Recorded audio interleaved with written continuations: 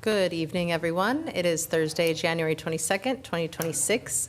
It is now 5:30 p.m., and I will call the Salem Area Mass Transit District Board of Directors meeting to order. Now, will the clerk of the board please note attendance for a quorum? And I will move on to our safety minute. General Manager. Great, thank you. So tonight's safety minute will be presented by the Safety and Security Division, and Karen Garcia is coming forward.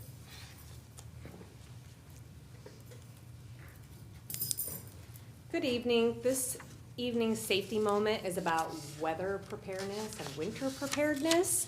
So each year we review our annual winter weather plan to make sure that we are prepared for any type of storm that might present itself.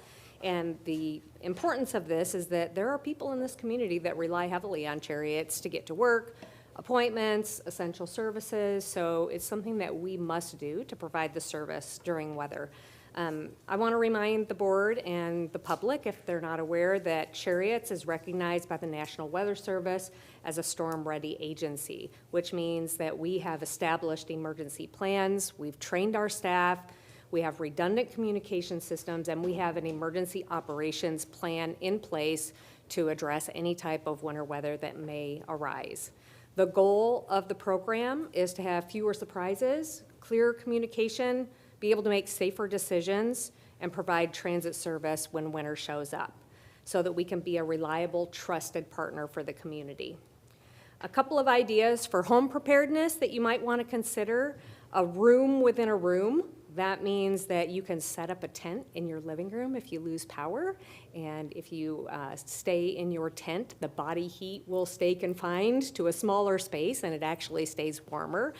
Plus it can be a little bit of fun in an unpleasant time. Also, putting together a comfort kit, especially if you have small children in your home, games, things like that. We rely so much on power and technology that it's good to have some backup items in play for them if you lose power. And then if you have an outdoor fire pit, having supplies so that you can do a roast or some s'mores is always a fun idea. And then for vehicle preparedness, you can take plastic bags and put them over the side rear mirrors on your vehicle at night to help with the defrosting process in the morning. So there's all kinds of great ideas out there. I would encourage folks to Google and see what other ideas might be applicable for you. But really, it's just our goal to be as prepared as possible so that we can provide the service no matter what happens during the winter months. And that ends my safety moment. Thank you very much. And also to the general public, Google safely, because the amount of videos I've seen of people trying to pour hot water on their frozen windows is not a good idea. All right, announcements or changes to the agenda? I don't think so. And that moves us into our presentation, customer satisfaction, community value, employee engagement survey results. We have to acknowledge the change to the consent calendar, the CAC appointment. Did make a change to the consent calendar and added in our CAC appointments. My apologies. Thank you. Now that brings us to our surveys. Great, thank you. I'm very pleased this evening that we have our survey results to be presented to us. So let me turn it over to our Chief Business Development Officer. I gotta get it right. Hayal Rose to make the introductions.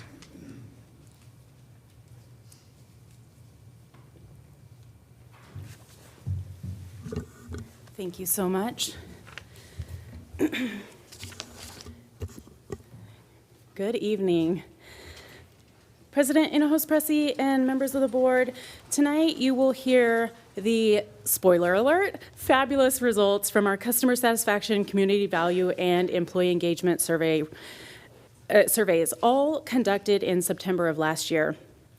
Before we dive in, I want to pause here briefly to recognize a couple of staff members whose work was instrumental in making this possible. Our Strategic Initiatives Administrator, Bobby Kidd, who unfortunately cannot be with us this evening, played a key role in coordinating and supporting this effort. And I would also like to recognize Jessica Harrington and her staff, who provided significant support with the employee engagement survey and helped ensure strong participation and thoughtful outreach. Board, you may notice that we are presenting 3 surveys instead of 2, which may feel different than what you are used to.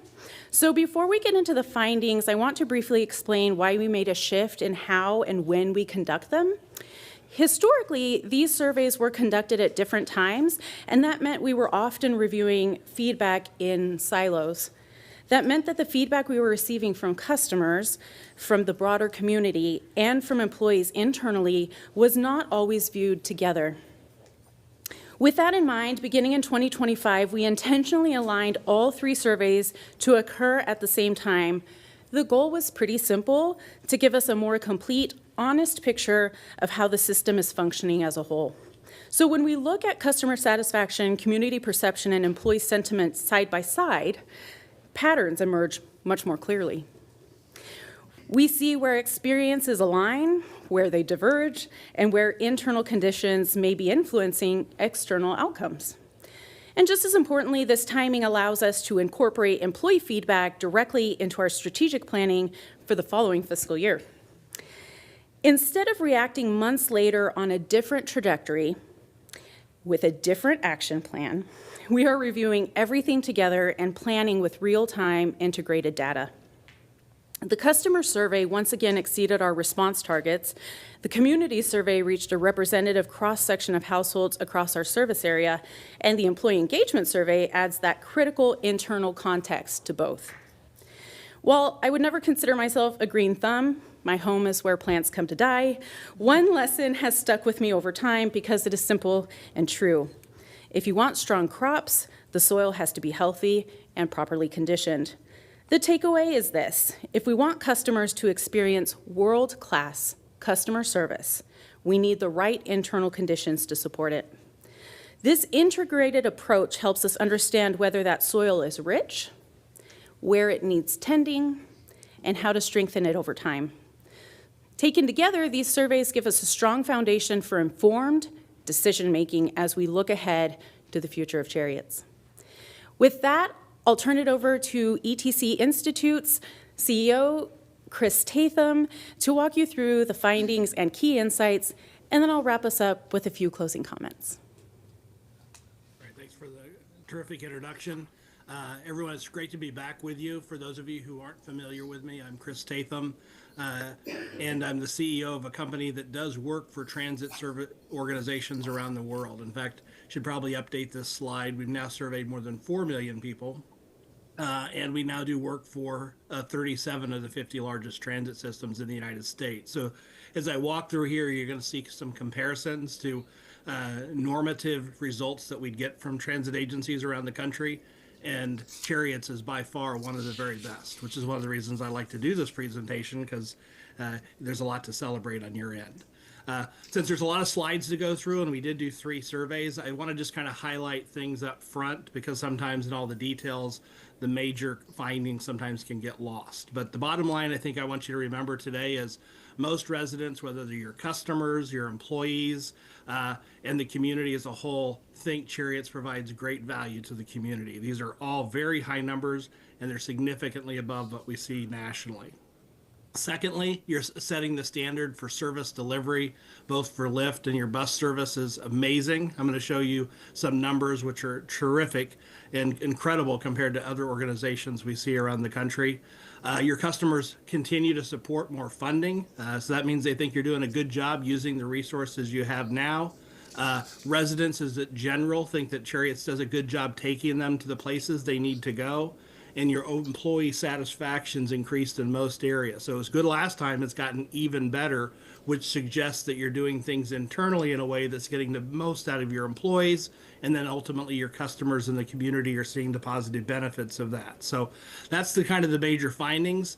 Today I'm going to walk you through the surveys. I thought I'm going to start off with the customer survey for both the Lyft and bus service. Then I'm going to walk you through the community value survey, which is of the residents, most of whom are not transit users. And then finally, I'll wrap up with the employee engagement survey. So let me start off with the customer satisfaction survey results. As indicated, it was conducted last September, and our goal is to get 400, a representative sample of 400 riders that's distributed in proportion to the ridership on each of the routes. And so we were able to accomplish that, actually got a little over 400. We felt very good about the representativeness of the sample. It's accurate within about plus or minus 5% at the 95% level of confidence. That just means if we did the same survey 100 times, you should get these same results within about plus or minus 5%. So it's a very good sample. It's similar to what we've done in previous years. And then for the lift service, that's also conducted last September. We used a combination of mail, text messages, and emails to reach the customers. And our goal, which we exceeded, was 200. And both surveys were conducted in both English and Spanish to make sure people who don't speak English are well represented. So with that, let me kind of walk you through the first kind of thing, the first thing that we look at, and that's really that the ridership is diverse. One of the things that we're looking for in this survey is who's using the services. When it comes to your bus service, you can see that a little over half are male, but you can see lots of young people. In fact, 45% of bus customers are under age 30, but you see you have people of all ages using it. 7% were over 65. In addition, we have all races represented, and we do have a pretty significant percentage who don't speak English as their primary language at home. In fact, 1 in 4 do not. And of those, 86% reported that they speak Spanish. When it comes to household income, most riders are in lower income categories. You can actually see that almost half reported annual household incomes of less than $25,000 per year, but they're using transit frequently. You can see over half are using it 5 or more days per week. And if you combine that with 3 to 4 days per week, you've got over 75% that are using it pretty regularly. In addition, what we found is that Cherriots is perceived to be very important to the region's economy because the people who are using it actually are using it primarily to get to and from work. When we asked people what the number one purpose for their trip or the reason they use Cherriots, almost 6 in 10 indicated it was to get to work. Another 15% reported shopping and errands, and then 8% reported education, leisure, and 7% were down at healthcare. And what was important is 92% of the riders basically said without Cherriots, they wouldn't be able to get around. And you can see the chart to the right in blue shows that 80% saw it as being critical for them to have access to employment. And since a lot of these folks are doing lower income or lower paid jobs, the economy as a whole would be suffering if these people didn't have a way to get to and from work. So a lot of importance in what you're providing. Third major finding that we looked at is that customers would like to see funding increase for Cherriots. In fact, one of the things we asked both Lyft customers, which is on the right, and the bus customers on the left, is whether or not they agreed that funding should increase. And it's not surprising to see these numbers be strong, but what stood out to me is the very high intensity, particularly on your bus customers, that 6 out of 10 strongly agreed. Only 2% strongly disagreed. And that usually suggests that your customers think they're getting really good value and that they think if you had more funding, you'd do a good job using it. You can see we had a similar strong response from the Lyft customers with 44% strongly agreeing and just 5% disagreeing. Again, a 9-to-1 ratio for Lyft, and you can see a 30-to-1 ratio for your bus customers. Next thing we looked, our major finding, is that you're setting the standard. And this is probably, if you didn't have cake tonight or what you heard before, is you truly are one of the best performing transit agencies in the entire country. There's a lot to celebrate, and things are just getting better and better. You can see your overall satisfaction for bus service is extremely positive, and this is what almost floored me in looking at the data. We had 410 bus customers take the survey. Only 2 reported being dissatisfied out of 410. And you can see that 89% this year, the 44 plus the 45, gave positive ratings. And you can see that's up from 2024 and up from 2023. Nationally, it's only a little over half of most customers give their positive ratings for their transit agency. And you can see the typical agency has more than 20%, the 12 and the 9 there at the bottom, giving negative ratings. So congratulations. You're truly setting the standard here when it comes to bus service. And when it comes to Lyft services, they tend to rate better. But one of the things you'll notice is, again, we've seen a stair step in the improvement to the ratings from 2023 to 2025, particularly among the very satisfied. You can see if you go back just 2 years, it was 52%. It's now 62%. So a 10% increase in those who are giving the very best rating. And 97% the chart to the right agree that Cherriots provides value to the community. Just 1% disagreed with that statement. So again, lots of good news here. When we asked folks about customer service ratings, when we asked them when they contact Cherriots customer service, are their needs and concerns addressed promptly? 96% said yes. And the perceptions of your employees, which ties to the employee survey, is the ratings for customer service representative being helpful was 93%. These are truly incredible findings. And the next couple of charts, I just wanted to let you see how you stack up nationally for several key areas that we looked at. The first thing is issues that are related to safety and cleanliness. When it comes to bus cleanliness, you're 49% above the 90 of the national average. Look at that, you're more than double at 38% nationally. You're at 87. When it comes to perceptions of riding the bus and feeling safe when people are on the bus, you're 38% above the national average. And people feel safe when they're waiting for the bus too. That's 41% above the national average. When we look at things like timeliness, the bus getting people to their destination a reasonable amount of times, 30% above the national average. Running on time, 34% above the national average, and bus frequency, as far as how often it comes by stops, is 22% above the national average. And it just keeps going. In fact, every single area that we assessed in the survey, you were above, and in many cases, significantly above. When it comes to things related to convenience, convenience of location, your price, 21%, hours of operation were 9% above the national average. When it comes to issues related to information, the navigation related issues are up 33%. How easy it is to get information was 21% above the national average.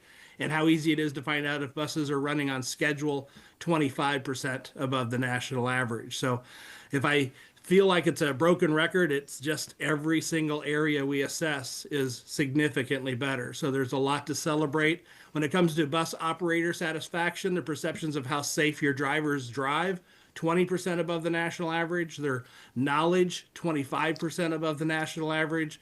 And the helpful and courtesy of your drivers is 23% above the national average. Some of the things we have now for Lyft, which are some of our new benchmarks, are just related to timeliness and usefulness. And paratransit services generally rate better, so it's not unusual for us to see numbers that are in the 60s and 70s. But you'll see here that the access to destinations, that Cherriots takes people to the places they need to go, that was 14% above the national average. Vehicles getting people to their destination in a reasonable amount of time, 9% above the national average. And the overall timeliness of the arrival time was 20% above the national average. And when we compared some of the other aspects about Lyft performance, about the overall satisfaction with Cherriots Lyft operators, you can see only 1%, like with the bus service, were dissatisfied. And you can see that we had 86% either very satisfied or satisfied. And then when we had the same questions about the Lyft service with the customer service staff, again, it was 68% very satisfied, total of 89% satisfied with just 5%. And the reason these customer service questions are so important is because a lot of times people tend to call when they have problems.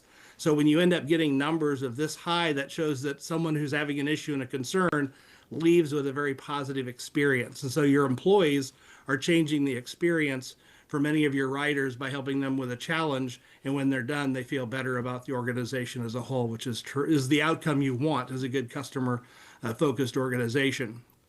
In addition, though, we ask people what the opportunities for improvement are. And one of the things we ask people, in addition to rating all these factors that I've just shared with you, we also ask them to rate how important they are. So as you go from left to right, that's the importance. So the things that are most important are those items A and B, which are making sure people feel safe and making sure the buses run on time. The other items are all in what we call kind of the circle of equilibrium. That means you're pretty much aligned with expectations, but I've highlighted a couple of those because they're slightly more important and the ratings were a little bit lower, but none of these are concerns. If you remember at the benchmarks I shared, your customers are much more likely to feel safe in riding the buses, and they're much more likely to think your buses run on time. So this doesn't mean you're doing bad. It just means you want to continue doing these things well to make sure you keep your customers satisfied in the future.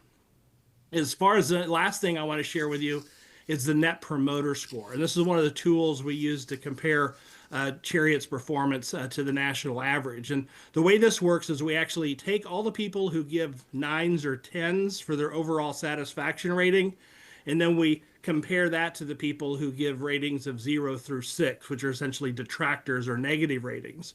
And you'll see nationally, the typical rating is a negative 16. That means there's more people in most organizations giving ratings of 0 to 6 for their satisfaction than 9 or 10. But when it comes to Cherriots, you're 65. That means that you have many of your people are giving 9s and 10s, and very, very few are giving ratings from 0s to 6. The other thing you'll notice is it's actually been stair-stepping up from 55 in 2023 to 56 in 2024 to now 65. So again, lots to be happy and celebrating. You're doing a great job. And additionally, when we looked at the ratings for the paratransit, you can see those are also, interestingly, also 65. The national average is similar at 33. So it is higher for paratransit, but you can see you've sustained high levels from 65 in 2023, 69 in 2024, and again 65 again this year. So these are incredibly high ratings for your services. And so sometimes when you are a high performer, you get used to winning the Super Bowl. Well, this is kind of like winning the Super Bowl every year with your customers. So congratulations and great job. I'm going to transition next to the community value survey. And I know one of the things this year, you did have some negative publicity. And so the ratings were down in most areas a little bit, but most of the decreases were less than 5%, which is the margin of error. So I actually was surprised that given some of the issues you had, that the overall perception didn't get more negative. And I think it's because you have a lot of goodwill in the community because you've been providing good services for so many years that even though you did have some negative publicity, it didn't significantly impact your overall ratings. The survey was conducted last September and early October. We actually completed a little over 400 at 413.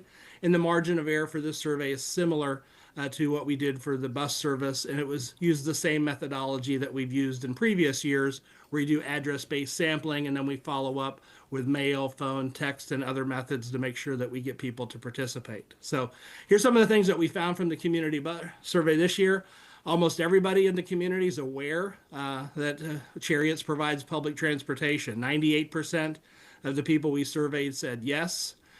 When we ask people the frequency of their use, you'll see that most people aren't currently using it. So it's not a surprise.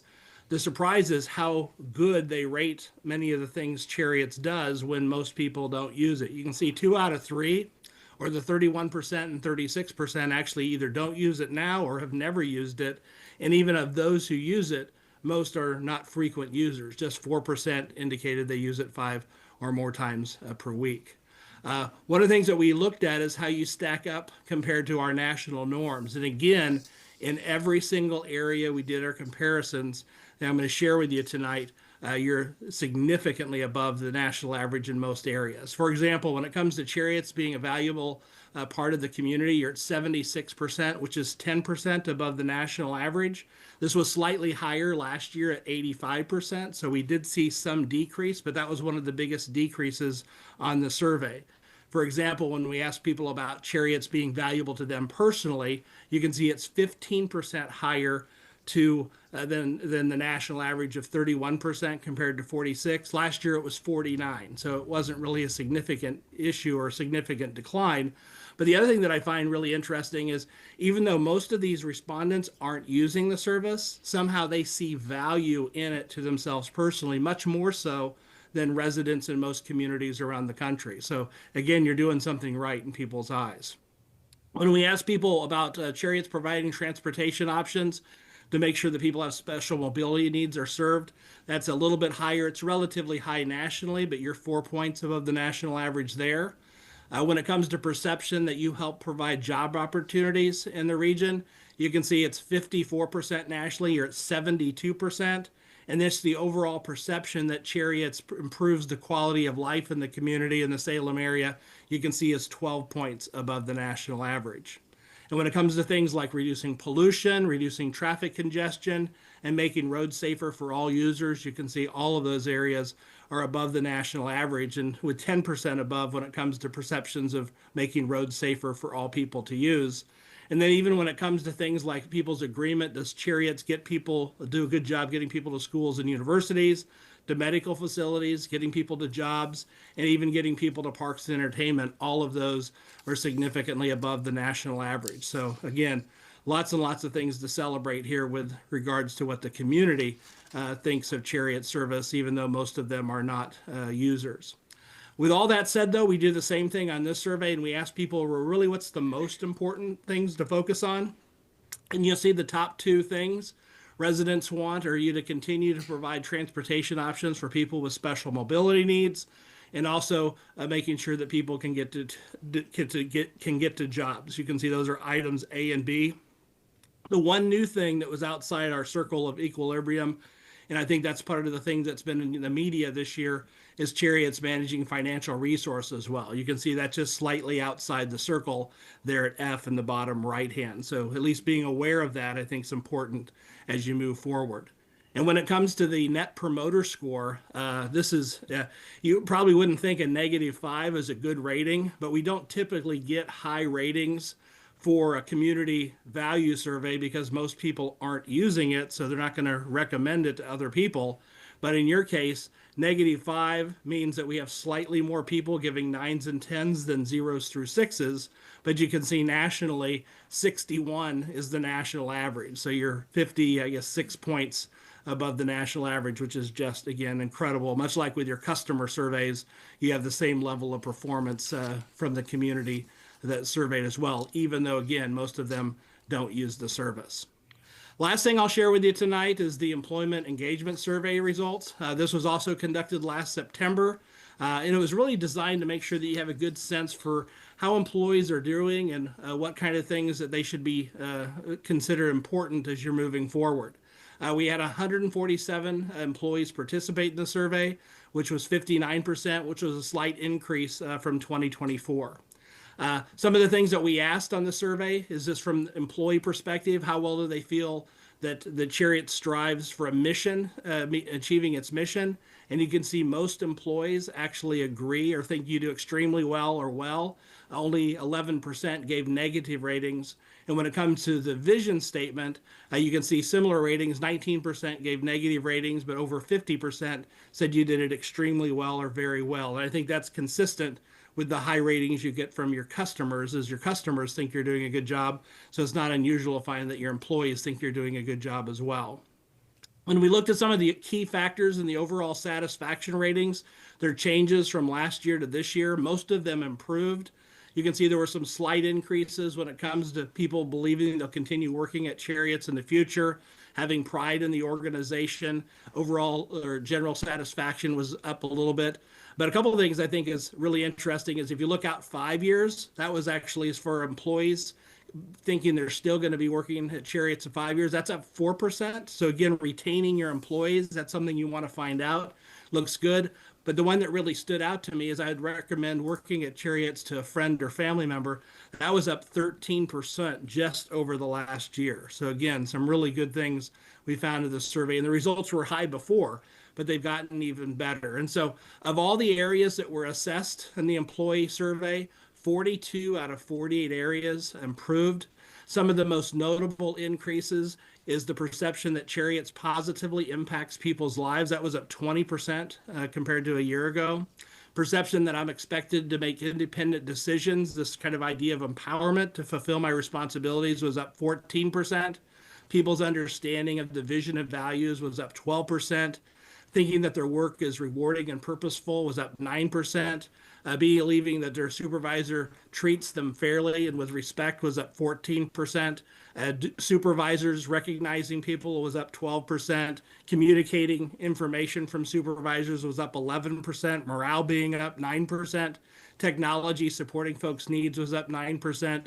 And receiving the training that people need to do their job was up 9%. So again, a lot of things are happening in many areas, both among your employees, in your community, and among your customers, to really suggest that Cherriots is doing a great job and moving forward in the right direction. So just remembering the last couple of things, these are bulleted here, that overall value for your residents, your customers, both lift and bus customers remains high, and you're setting the standard pretty much in every area that we assessed. And one of the things that I wanted to point out is that the overall customer satisfaction ratings were above, but they've all improved as well compared to a year ago when it comes to your bus customers. So you're moving in the right direction, and you continue to set the standard. And then finally, residents think it's important to make sure Cherriots can get people to the places they need to go, and getting people to jobs and making sure you have services for people with special needs continues to be very, very important. And overall, like I just finished up, the overall satisfaction ratings for your employee increased in 42 of 48 areas. But the one area that probably there's a desire for, not that the ratings were necessarily poor, was just to continue to improve communication. So with that, I may pause, and I don't know if there's any questions, but just again, I deliver a lot of these results and presentations like this, and this is one of the very best ones that I get the pleasure of delivering each year. And you continually do it year after year after year, which really suggests that you've got a lot of great things in place so that can be consistently done. And that's the sign of one of the best organizations out there, is when you can repeat over and over again. So I'll pause and answer any questions if anyone has any. Thank you very much. Do we have any questions? I think we've all been just stunned into silence. Definitely kudos to the entire team, the entire organization for the amazing work and the fact that continuously we're able to grow. Just thank you so much, and thank you for your time for presenting these wonderful findings. Yeah. Congratulations. Take care. Have a good night. Thank you so much, Chris. Everybody loves a rave review, but he really, he provides a great rave review. Before we close, I want to just spend a moment longer on the employee engagement results. For the past 2 years, the district set a very clear goal to increase our employee engagement score by 5 points. Each year, we set that goal. It wasn't an arbitrary goal. It was a signal to ourselves and to our employees that improving the employee experience and the internal customer experience is and continues to be a leadership priority. It's not a side project. It's not a chore. It's something that is a top priority for us. Over the last year, both the executive leadership team and the senior leadership team have been laser focused on that work. That work has included facilitated exercises, collaborative problem solving, and targeted training for anyone in supervisory roles on clear expectations and boundaries. But more importantly, we have focused on the why, the how, and the practices of best practices, frankly, of engaging people well. Because it is simply not enough to ask our employees to engage with us as leaders or engage with Cherriots. The onus is on us as leaders to model what engagement looks like. That means being proactive with feedback and recognition. It means modeling our core values every single day. It means being kind enough to be clear about expectations of ourselves and of others. And it absolutely means contributing to a positive and healthy culture.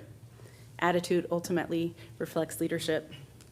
Over the past several months, many of us have felt a shift. We have felt changes in tone, in trust, and in how people show up.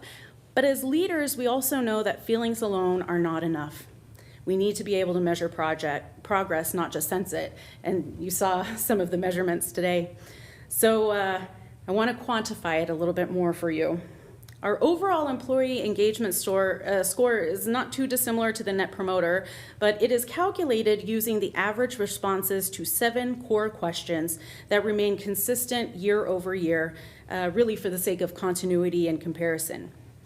In 2024, our employee engagement score increased by 3 points, bringing us to a score of 64. We did not meet our 5-point goal. While that still was meaningful progress, it reinforced our resolve. We reaffirmed our goal for 2025 to increase our employee engagement score by yet another 5 points. That would mean we wanted to increase it from 64 to 69. So that brings us it's time to talk about those results. Drum roll? Drum roll, please. Will the clerk of the board please pop that up on the screen? And scroll down. It is my absolute privilege to share that not only did we meet our goal, We exceeded it. Our employee engagement score increased by 7 points, bringing our total score to 71. Board, that is extraordinary. And we're signing in. No, if I may, while the clerk of the board is doing that, if I may, on a personal note, I am incredibly proud to be part of a leadership team and an organization that shows up every day, committed to making Cherriots a great place to work. I sincerely hope our employees and all of you share that pride. Of course, this does not happen by accident. I know this will come as a great shock to you, but there is no magical survey fairy. This is the result of sustained effort, intentional leadership, and dedicated staff across this district doing the hard, sometimes unglamorous work that brings these results. And while we will still absolutely keep raising the bar, tonight it is worth pausing and celebrating what this represents. Because when our people are engaged, our customers feel it, our community benefits from it, and the entire district is stronger for it. And with that, I'll conclude my prepared comments and am, as ever, so happy to take any questions you may have. Thank you very much. On this section, any questions? I have a feeling that we might still be just stunned into silence. Yeah. Thank you for the great work. Thank you so much. I feel like just a little round of applause, you know. Yeah.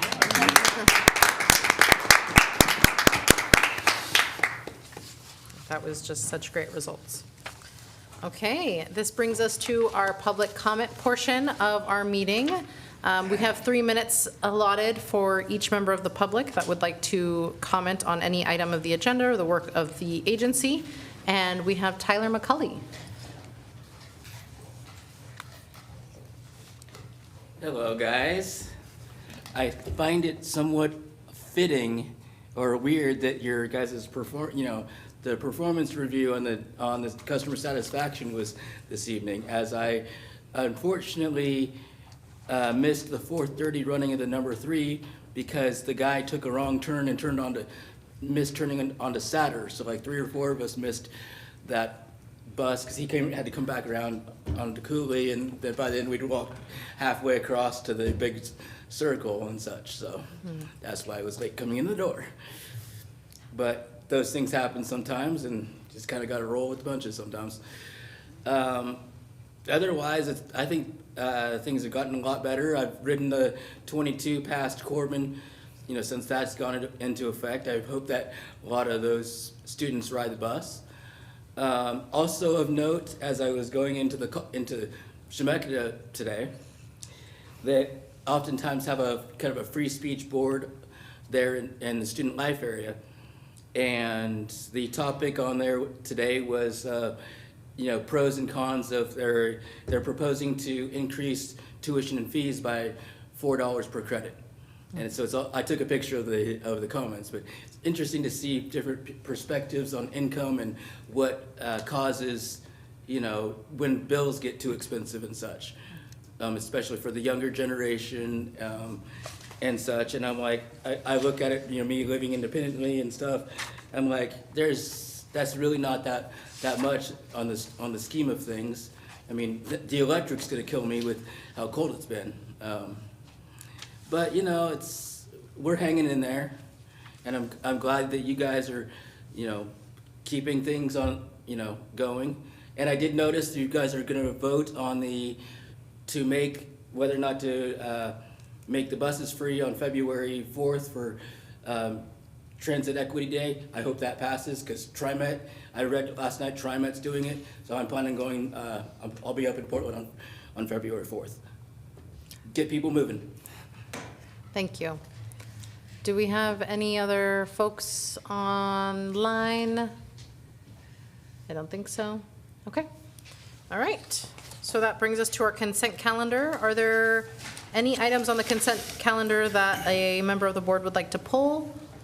If not, I would entertain a motion for the consent calendar. I move to adopt the consent calendar. Okay.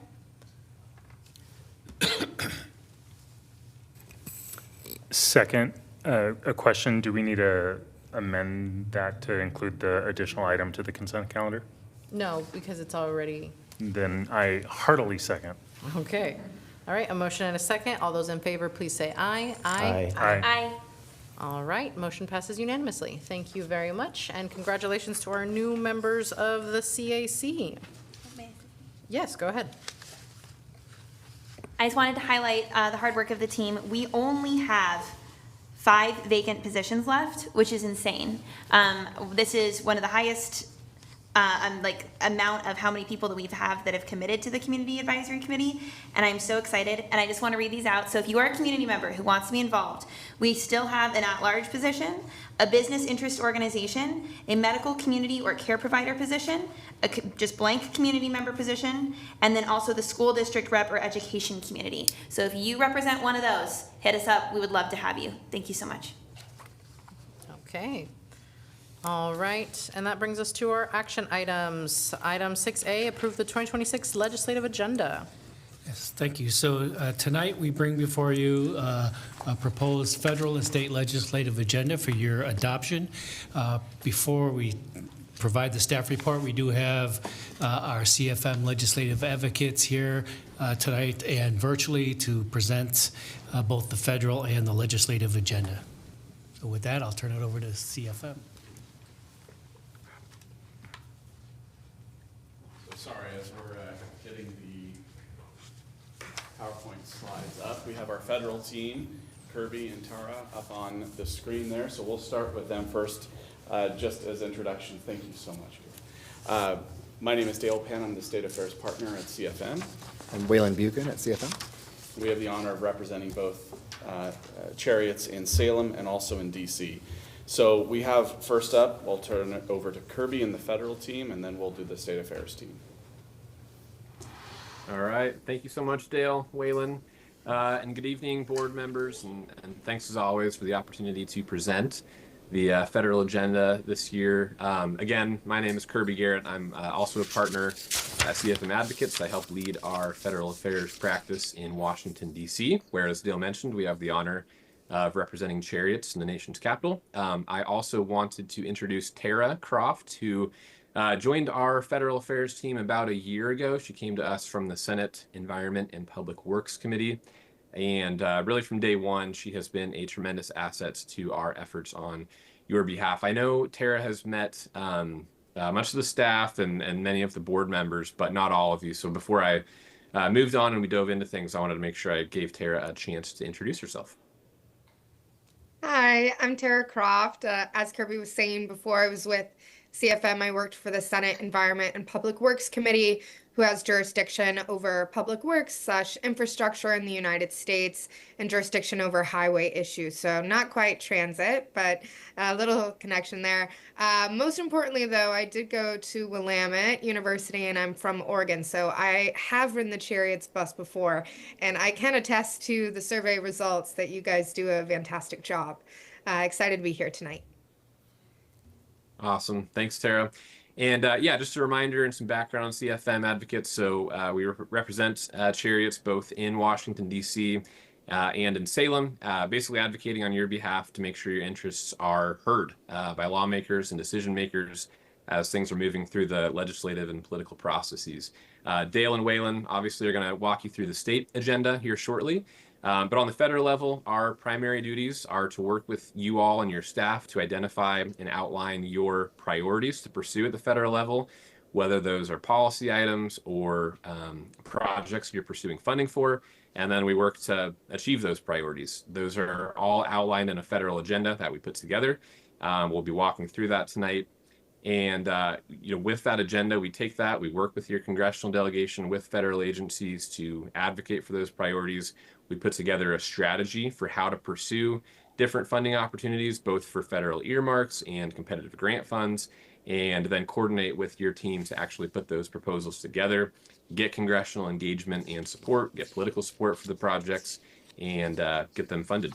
On the policy side, we will work with the congressional delegation, obviously to get their support on the legislative process. We'll coordinate with organizations like the Bus Coalition and APTA, and just again, make sure your perspective is represented throughout that entire process. So we are very excited to talk through what we have achieved together in recent years and also the projects that we will be putting forward this year. We will touch on some of the recent successes tonight that we've had working together. We'll provide an overview of the agenda. We will talk through what to expect the rest of this year in DC. We'll give you our kind of our best crystal ball prediction, and then just a preview of what's in store for the midterm elections this fall, which obviously will have a tremendous impact on the future of decisions that are made in Washington, D.C. Tara and I will try to pause at the end of each and every slide, but please don't hesitate to jump in with any questions along the way. All right. We can move on to the next slide. Thank you. So most of you have probably seen this slide before. This is one we love to go over. It lists the accomplishments that we have made over the past 9 years or so in working together. I won't go into each and every one of these as much as I would like to, but as you can see, we've been able to secure some very large federal grants and earmarks on your behalf. Those include earmarks and 3 separate federal grants totaling nearly $23 million to acquire battery electric buses and electrify your fleet. We also worked with Congresswoman Salinas and the senators to secure 2 separate earmarks for the South Salem Transit Center and Mobility Hub to continue advancing that project. And so basically, all in all, you can see, we've been on quite a tear here for a number of years with how competitive and oversubscribed these grant programs are.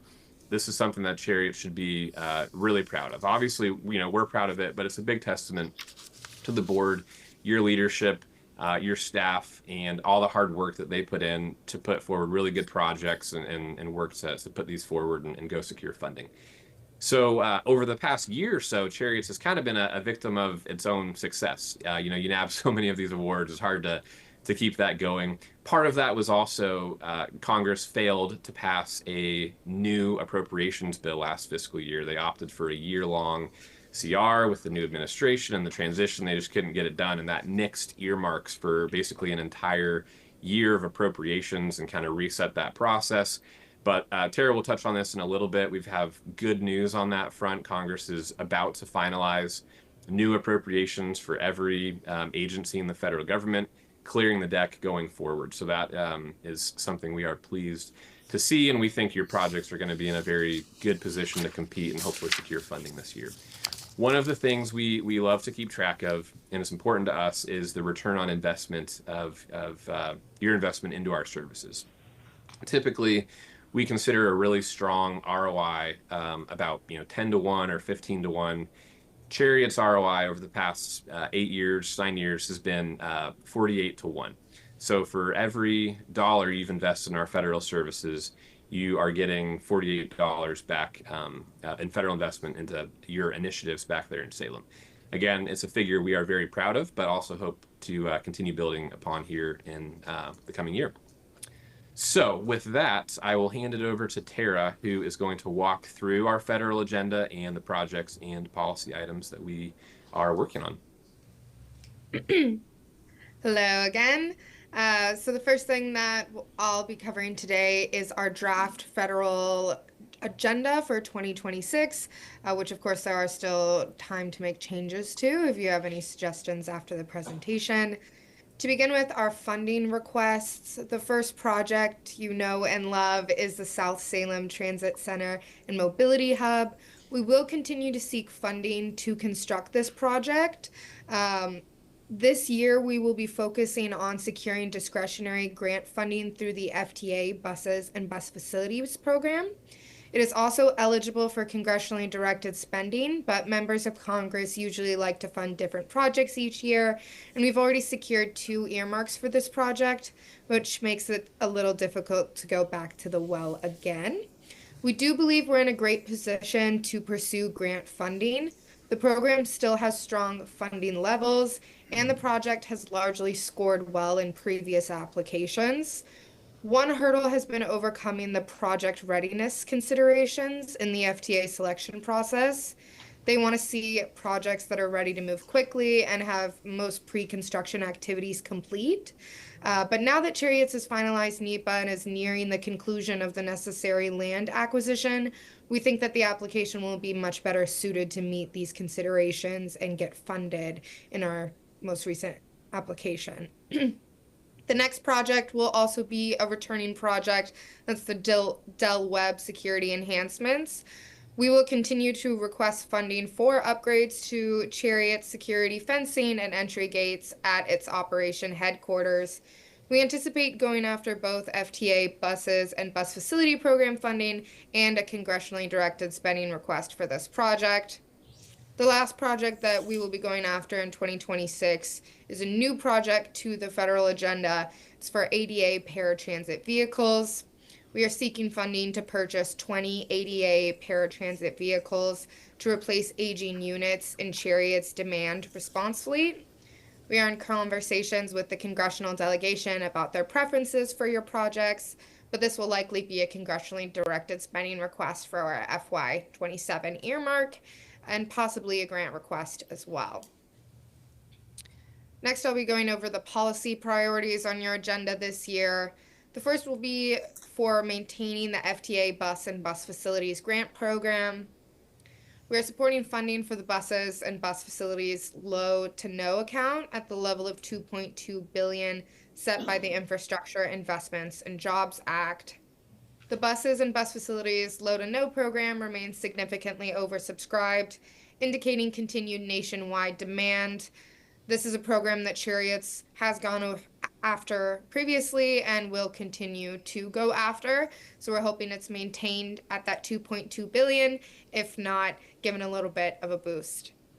Additionally, Cherriots strongly supports maintaining the current ratio of 30% formula and 70% competitive funding. Earlier this year, there was a proposal put forward from APTA that would essentially flip that so that the lion's share of funding would go to formula. This would be a huge benefit to larger systems who receive a larger share of formula funds, but would only provide a small amount to agencies like Cherriots with only a very small discretionary pot in order to pursue funding for larger projects. So it would make it very difficult to purchase buses from these funds or to purchase paratransit vehicles as well.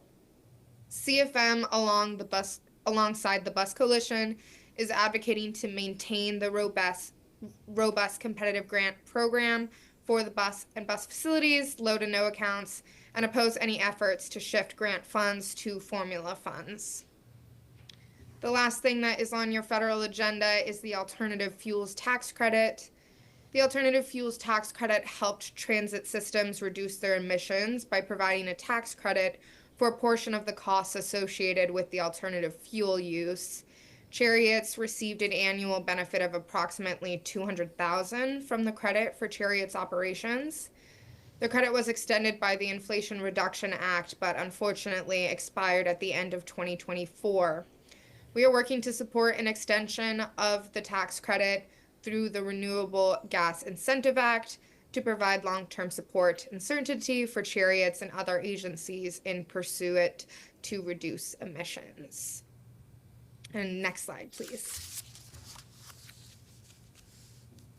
Next, I'm just going to go over a brief 2026 legislative preview.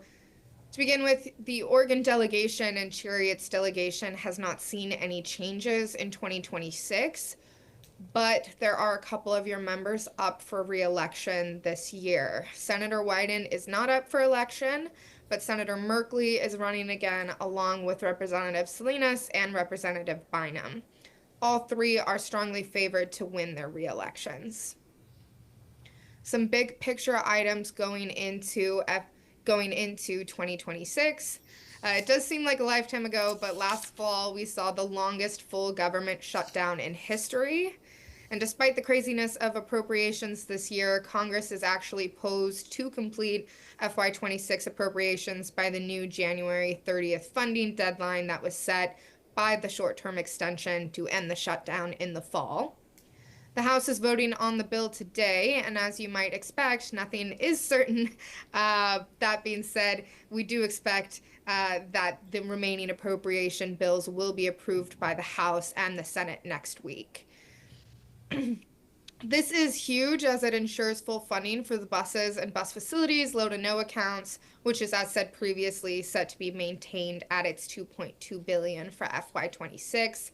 It It'll also clear the deck this round of earmarks, meaning members of Congress will be issuing a new solicitation in the next month or two, providing us a good opportunity to secure funding for our previously mentioned projects.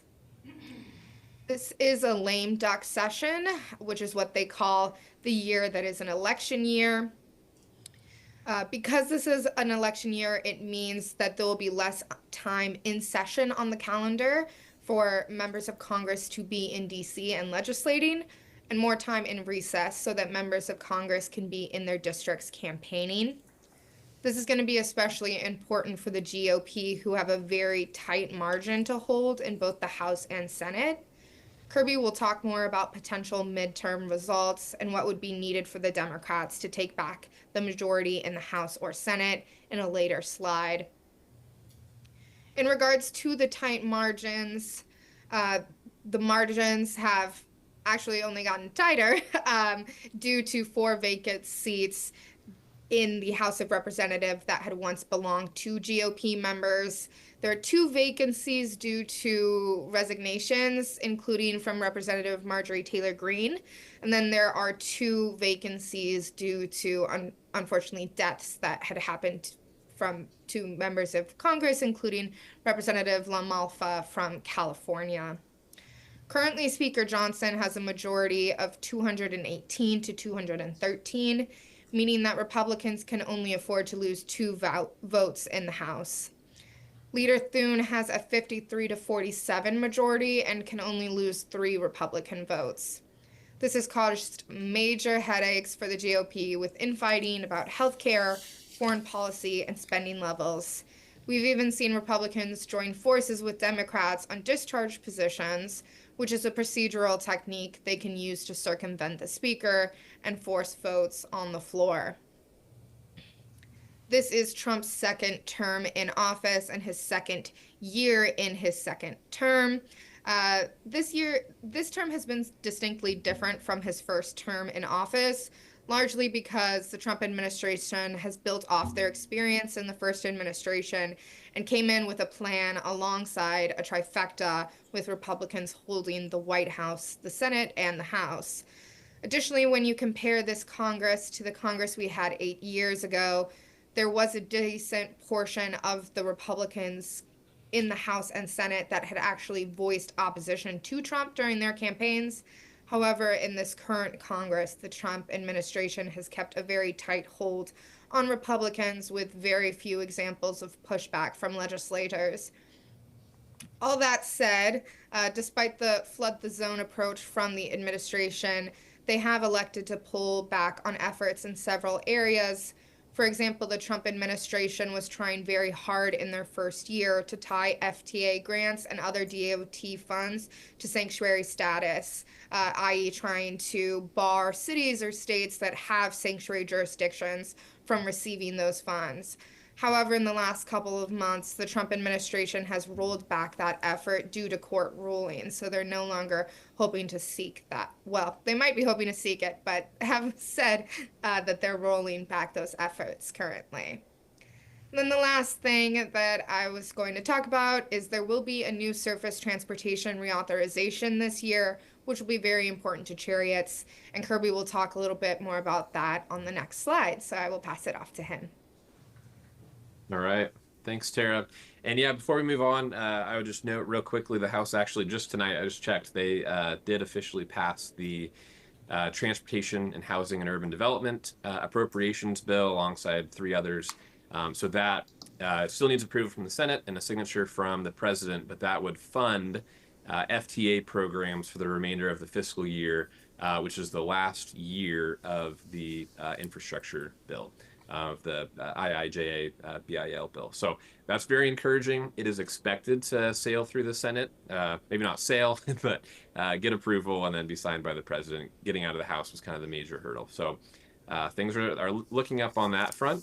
But as Tara mentioned, we now turn to a transportation reauthorization bill and a new round of appropriations in FY27, where we're kind of venturing into the wilderness and getting, again, outside of the comfort zone of being within the Infrastructure Investment and Jobs Act the robust historic infrastructure bill, which was fantastic for bus transit. So now we're having to sort of have this fight to protect bus transit funding and make sure it's there and available going forward at the levels that are needed. So, as Tara mentioned, this is the year. As Congress will be trying to pass a surface transportation bill, they need to at least pass an extension by the end of the fiscal year on September 30th. It's something, these surface transportation bills, as many of you know, is something that Congress needs to do every 5 years or so. I think that the general consensus is that getting a full bill done this year in a lame duck Congress will be a challenge. It's possible, but we will at least see some type of action to keep these programs extended.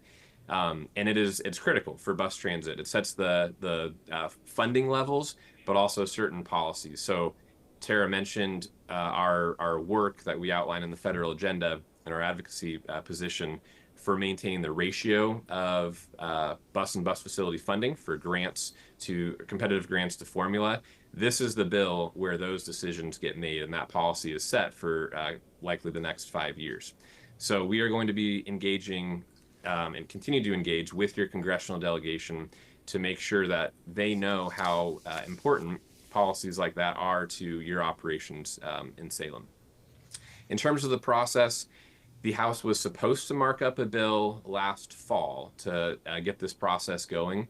With the government shutdown, that got delayed, and it's now expected to be marked up next month or even March, with the hope that the House can pass the bill out of their chamber in May.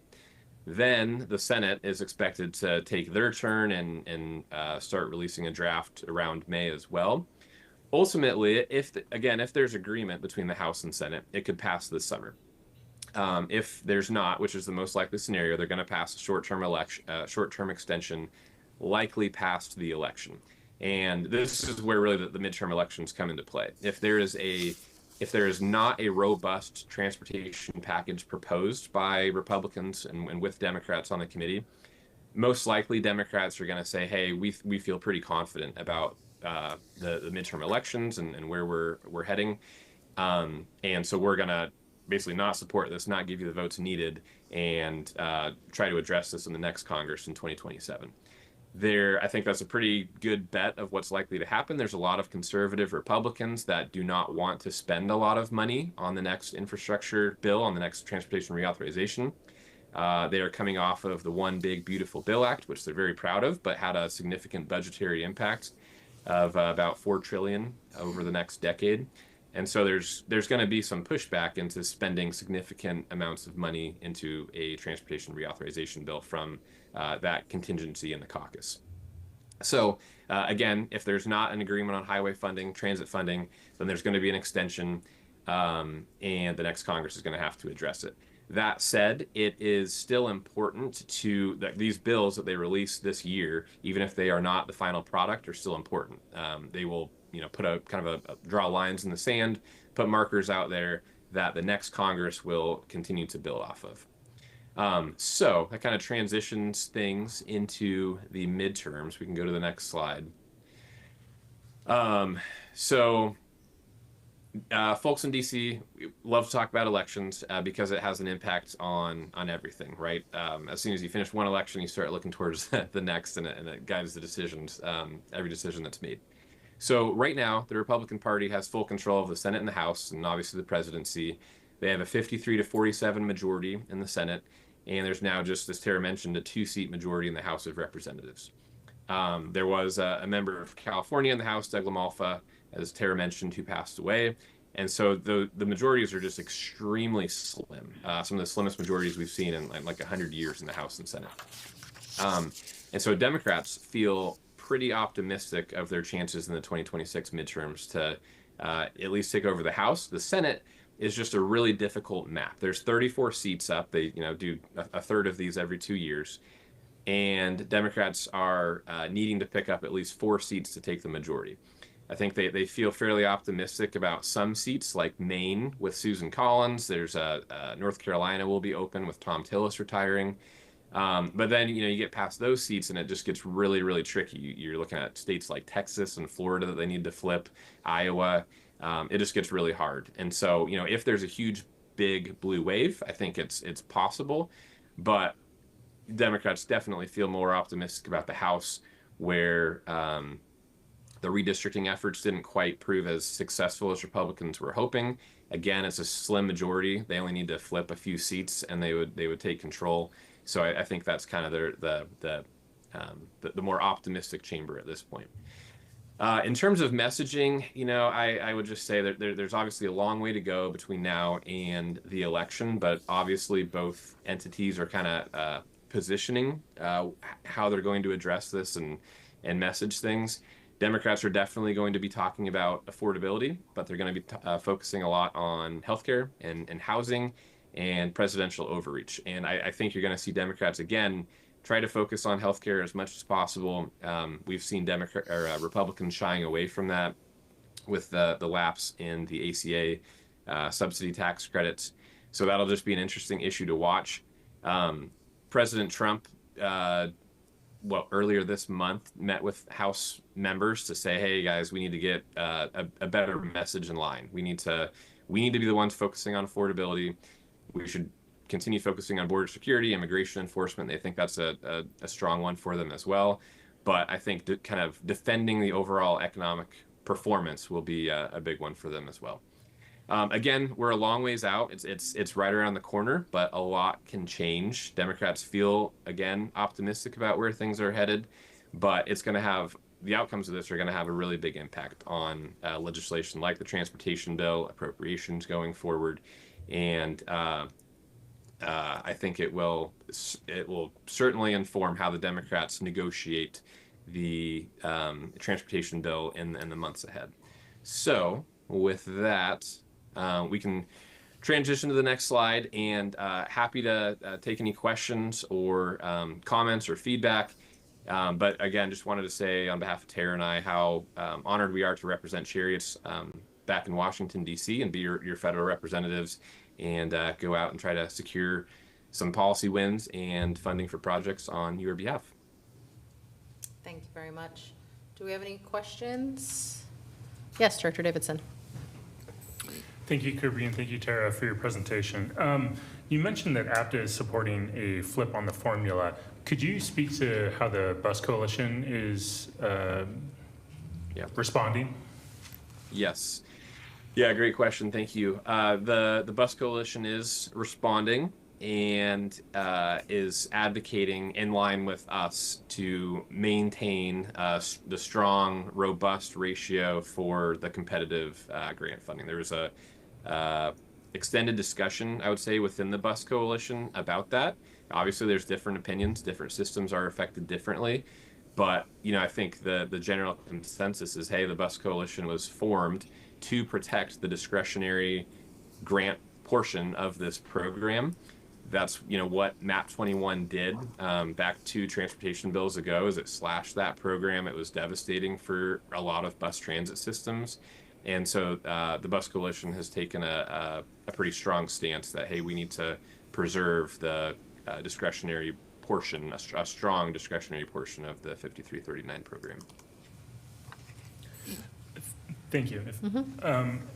Has the Bus Coalition often opposed APTA in the past like this? This seems very head-to-head. If so, could you speak to some of the history of how that has gone? Yeah, I think you're right. It is kind of rare to be in a different position, and so the Bus Coalition has, obviously, they're partners on virtually all of these issues, right, and work closely together. And so I know the Bus Coalition has tried to go about this, very upfront, very diplomatically with APTA, but just being straightforward and saying, hey, we've obviously got a different perspective on this, and our members have a different perspective on this. And so I think, APTA fully understands that. And I think, that's, again, kind of the exclusion to the norm that they are kind of not seeing this one eye to eye. Thank you. Other questions? No? Okay. Well, thank you, Kirby and Tara. Y'all definitely have your work cut out for you up there. Yep, absolutely. Never a dull moment. Thank you very much. All right, well, thank you. So again, Dale Penn with CFM Advocates and the State Affairs Partner with Waylon here. We're going to talk about the state of Oregon. And so thank you, Kirby and Tara, for all the information you shared on DC.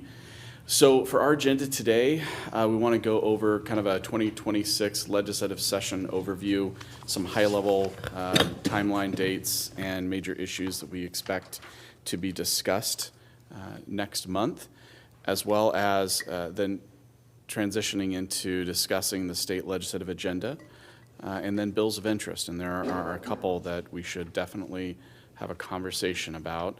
And then we'll talk about the 2026 election and interim, very high level. We're not probably going to go into as much detail as Tara and Kirby did, but we'll go over some high notes and talk about things coming up that are going to be of interest to Cherriots. So first and foremost, we start legislative session in about a week and a half. And so there's a lot going on right now with legislators, with advocates, to start February 2nd for a start of session. And as a reminder, we are going into a short session this year. So 35 days is the maximum, constitutionally limited to 35 days. It'll end around March 8th. We have filing deadline a couple days after that. So that's going to be a busy time in the session. In addition, we are expecting an economic forecast, the most recent one and the most current one for lawmakers to base all financial decisions off of 2 days after session starts. So that's going to be incredibly hectic. During a short session, we expect a substantially reduced number of bills compared to the long session. Waylon and I were up here last year talking about a prep for the long session where we were looking at north of 3,000 bills. I think it ended up being around 3,500 total, which was by far the most we've ever had to deal with in the legislature. And it taxes not only our time and energy, but yours as well for your team to review bills, but also the staff in the building. It's quite a bit. So during the short session, we have more like 300 bills. We expect those to be released next week, probably around Wednesday. Waylon and I will be doing detailed analysis on those bills and then getting to Director Pollock and his team the bills prioritized, which ones we feel are important, but also that need review from the team at Cherriots.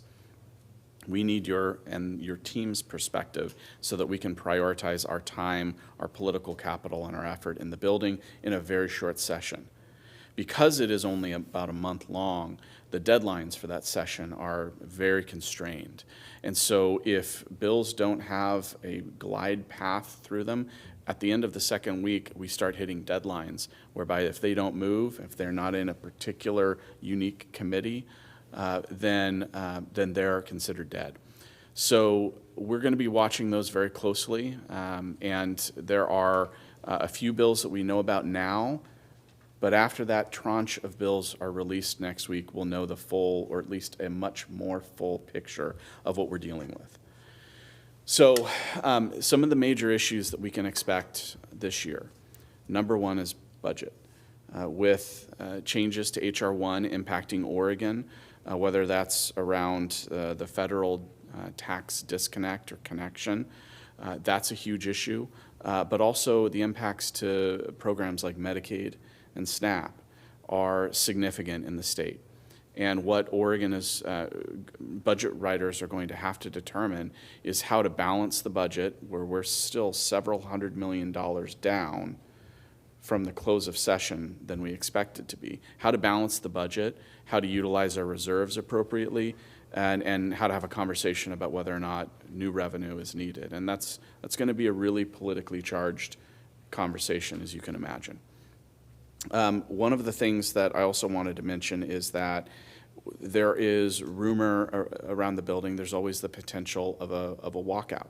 We've had significant walkouts in the past in opposition to policy and budget decisions in the building. And so in 2023, we had, if you remember right, a historic 6-week walkout, whereby 10 senators lost the ability to run for those positions again.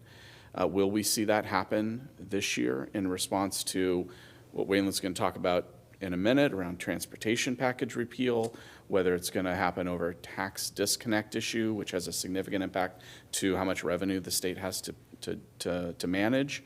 That's all up in the air right now, and I don't think anyone has a solid answer. So the other thing that directly impacts Cherriots that we want to talk about is around the transportation package. And I'll let Waylon talk a little bit about that. Because we had a section later on in the slides to discuss it, but we knew we would get to this slide and the people would want to ask questions, so we might as well just bite the bullet now and talk about it now. It did feel like we were bearing the lead a little bit, given that like every time I check my email, there's some new development on this. And so it's worth sort of doing a quick, I think, recap of where we started on this, where we are, and we've talked at length about this in previous updates about the transportation package and preparing for it.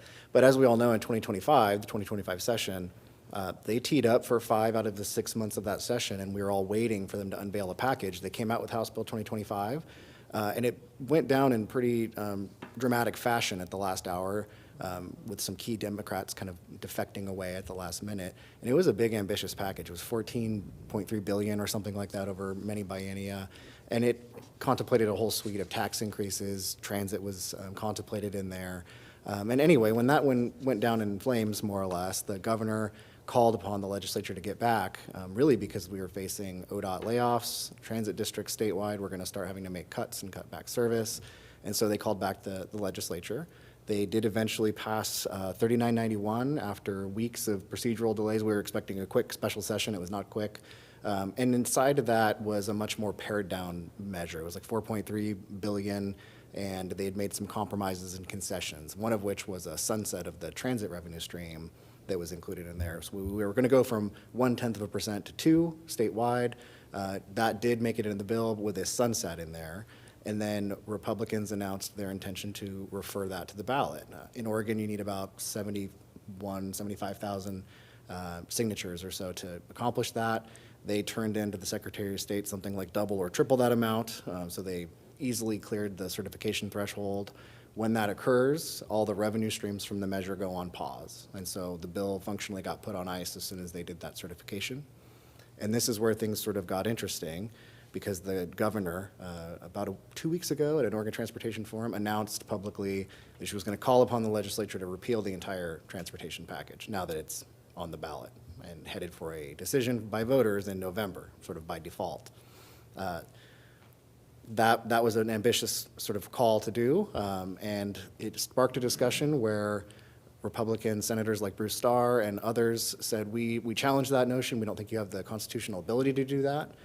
Legislative Council eventually did agree with them and said, we have looked at this, and once it's referred to the ballot, it more or less has to ride. It has to go all the way there, and the voters decide on it. They could repeal portions of it that were not on the ballot, but instead they've played their last constitutional chess move available to them, which is determining the timing of the election itself. They announced, I believe it was yesterday, we got a press release. That's what my joke, every time I check my email, I get a new update on this. And they have announced that they will pass a bill in the short session, which would move this election to May, the May primary, and instead of November. And we're already seeing calls by Republicans, objecting to that, saying this is a political move. I can sort of let that pause there, and we can marinate on that. We'll discuss it more later. I don't have a lot of polling in my pocket to tell you, with any certainty what that actually means for the electorate and what the turnout implications are and whether or not voters pass it or not.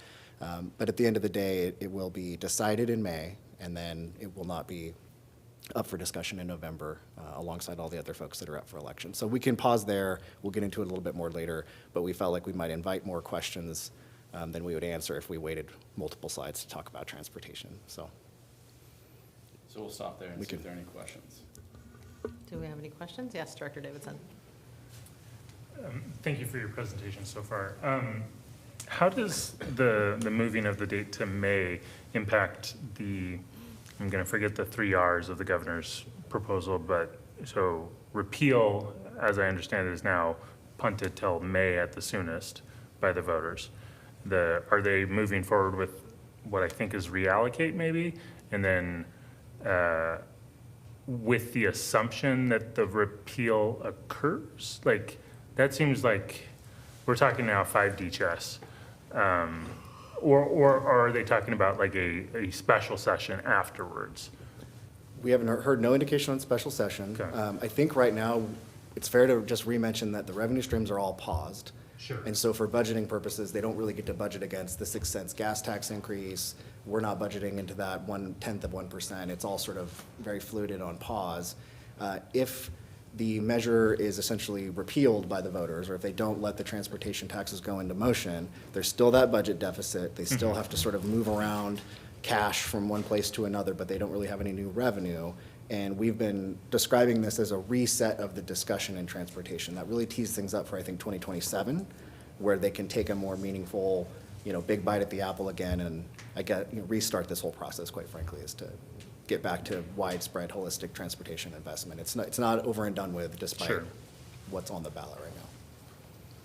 I guess one quick follow-up is, has the governor weighed in? I saw that the legislative leaders are supportive of moving it to May. Presumably she is. Have we heard any indication? I think I saw a press release Okay. following Senate President Rob Wagner and Speaker Fahey's. I'm not remembering it off the top of my That's head, fine. but they're all sort of. There's in no that- reason to believe she feels differently and wouldn't, okay. I think it's really that time is of the essence. Like, to Yeah. your point, we do have a sort of a budget crisis there at ODOT. They're going off the fiscal cliff. And so there's a thinking, or the narrative is, let's just get this done with, get it off our plate, handle it in May, and then we can go forward after that and have a better plan. So that's at least the gist of the press release that I'm Okay, remembering. thank you. Other questions? Director Duncan? Sorry, I'm still confused. So we move through the short session, nothing on transportation because we can't. We repeal the package in May, theoretically. Let's say the voters choose to repeal it. That doesn't sound like a plan to me. That sounds like we have no idea what's happening next. Am I incorrect? Or am I how are you interpreting this? Sorry. So I think it's a fair question. I think you're not wrong. I think a lot of what has happened over the last few months around transportation policy has taken certain folks by surprise. And so I think the path forward right now, the most likely path forward, is a reset of the conversation, as Waylon talked about, no action in the short session. There's also a sense of, I guess, wariness around talking about transportation, because I think a lot of legislators feel like they went up the hill on a transportation package and now have almost nothing to show for it. And so there is a reluctance, I think, to tackle transportation in the short session. What you'll see also in our packet is we have a conversation on a legislative concept that the Oregon Transit Association is putting forward to make sure that over the next few months, the transit funding mechanism is at least discussed robustly, as the larger transportation package hopefully is also discussed leading into 27. So there are a couple pieces moving to try to create a plan, but we don't yet know what that looks like. And in the meantime, there will just be no funding. As of right now, yes, everything is paused. You're absolutely right. Quite the plan. Thank you very much. Director Holmstrom? So yeah, big mess. So I think you kind of just answered what I was going to ask, but I just want to kind of pull it apart a little bit. So the bill that was passed in the special session last year was a whole collection of things. I think some folks in the legislature, my impression, were trying to come to a compromise, right? So there's a whole bunch of stuff in there. Then the referral that's come along is really, it's a line item referral. It's just pulling Yes. a few things out of there. There's still all the other stuff in that bill, Yes. including additional costs to ODOT, for example, that we're supposed to be paid for with the money that they can't get now. But you just said that maybe the legislature is not going to want to tackle kind of that other piece of it. And I think that was one of the reasons the governor wanted to go for the repeals, because Yes. of all these other pieces. Is the short session going to tackle any of that stuff? Is that your sense of it, or pieces of that, or what do you think is going to happen there? They still could. So you're reading the constitutional framework correctly, and everything that was revenue raising basically got put on the ballot. The rest of it's in play. And if you're, ODOT, that feels like an unfunded mandate. If you're the trucking association, you love the new weight mile tables, right? So there's pieces in there that some folks like, and then there's also some political leverage kind of buried in there too. So the first discussion we heard was repeal the whole thing, reset the table, And then when legislative counsel said, you actually can't do that, you can only repeal the parts that aren't going to the ballot, I've heard nothing that answers your question concretely of, we're still in fact going to repeal it all. And I don't know if that's wise, given that in May, what if the voters approve it and allow the taxes to go forth? Now you've repealed something in the short session and shot a hole in your canoe, and then it was actually going to sail along all along. That is challenging. I don't know if they have a good way out of that right now, other than full repeal or let part of it ride in May. So I think you've just landed on exactly why they're sort of stuck in a difficult place. This is probably not the chess moves they would make if they could go back 2 years, I think. Thank you. And then I think whatever happens this year, I think, and obviously we're just a small piece of the big discussion here, but 27's going to be important for hopefully taking the second shot at this. And this happened in 2015 and 2017 as well, right? So this is deja vu all over again, right? So hopefully we can, have a good conversation in 27 and hope we set the table for that. I think that's a good point. And folks do forget that we almost got there in 2015 and then had to come back in 2017 with all the rest of the details and get it done. So maybe this reset does get people back to the table and they come up with a compromise that is not going to be put on the ballot or referred. That's our hope. So. Any other questions? No? Okay. I'll turn it back for you. Okay, so we're going to talk about the state legislative agenda, and this is where I'm going to look a little foolish because I'm getting old and I can't even read that. So I have pulled it up on my phone here. I should have printed out a copy. I did not. This is where I need my readers. This is where our wonderful clerk of the thank board you. Perfect. is Thank you, available to Kira. support I you. appreciate it. So I'm put my phone away then. Okay. Oh my gosh, Look, we've it's- all stated that we can see It's it, but pretty can small you here read too, it? but I think I'm that gonna try Waylon this. should have to read it off of the screen. I think I got it. All right. So Why isn't it memorized? the legislative subcommittee of your board has met a couple times over the last couple months to develop this. This is a process we go about every year. And we put together the prioritization of some of the big buckets, the big rocks that we care about the most going into short session. There are a couple things on here that are regular occurrences that have been on there for years and probably will remain on there for years. First and foremost, priority one, the preserve, maintain, and enhance public transportation and investments.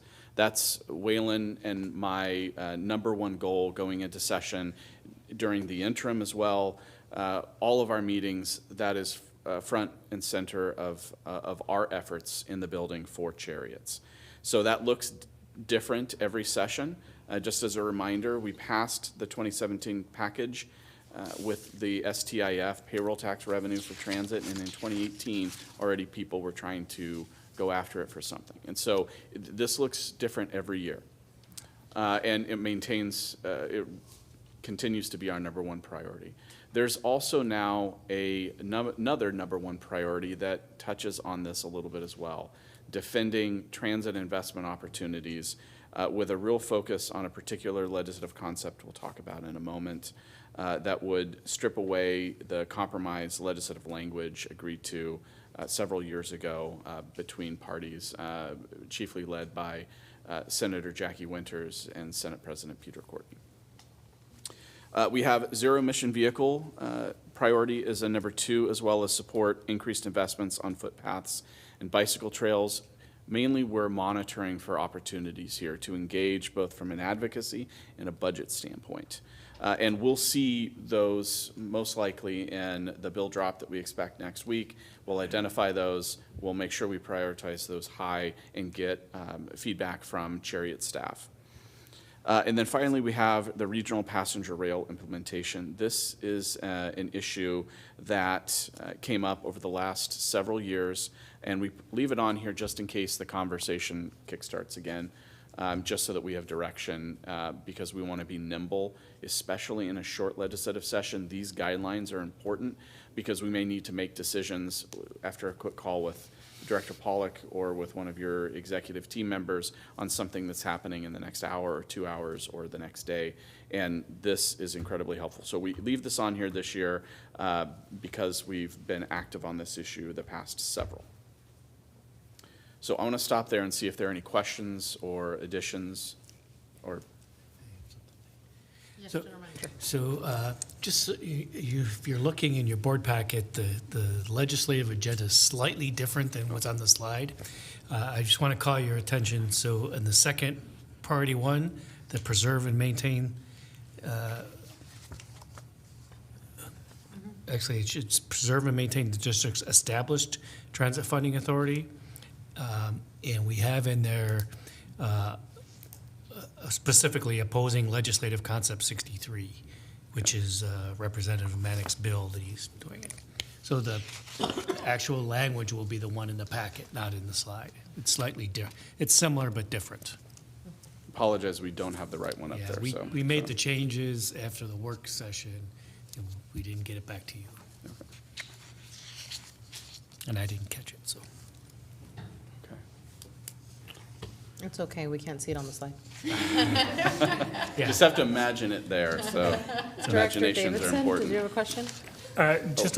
Just a comment on the I guess tier or priority 2, the support increased investments on footpaths and bicycle trails. I saw today public reporting indicating that the state's Safe Routes to School program their funding was in jeopardy. I don't know the details of that, only what's been reported. But I know that doesn't maybe fit within the support increased investments. But I'm hoping that the interpretation of the board is that a net negative is the opposite of an increase, and so we would oppose that if everyone's following my math, so. I would assume, and I would seek direction from the board, but I Okay. would assume that defending investments that are already established would be part of that, but I'll leave that direction up to the board. Yeah. Okay. We could change the language to support and defend, support increase there. This does seem like the defensive legislative session, so, Okay. sure. Thank you. For what it's worth, that'll play back into the transportation conversations. Usually Safe Routes to Schools is like an off the top before all the revenue sent out to cities, states, and ODOT. And it's, for whatever it's worth, one of the ones people view pretty favorably, or it doesn't get a ton of pushback and consternation because it's a small amount. I think it's like 10 or 15 million a year off the top. And it goes directly to a program that's pretty popular. It's building, walk paths to schools for children in people's districts. So it has some political support behind it as well. But when the transportation package goes down, those revenue streams suffer too. Yeah, I think the subheading of the article I read was something like, do you really want to take money from kids? Which was quite direct. I mean, they do it with the state school fund all the time. All right. Bills of interest. So I'm going to start with LC 63, which is the one we've already touched on a couple times before and should be amended into our state legislative agenda. This is, as it's described on the screen there, dropped by Representative Kevin Mannix from the Salem area. LC 63 seeks to effectively pull back the compromise language from Senate Bill 1536 from the 2018 legislative session. This was compromise language that did two major things. Number one, it provided or changed the makeup of the Cherriots board from elected to gubernatorial appointments, which every member now is a gubernatorial appointment. It has been for several years now. And then it made changes to the taxing authority, changing Cherriots authority to reflect what other mass transit districts in Oregon have the same authorization for. So this was a compromise legislation that received broad support from both Republican and Democrats, from not only the Cherriots board at the time, but also the Chamber of Commerce and the City of Salem, all of whom testified in support of that compromise language.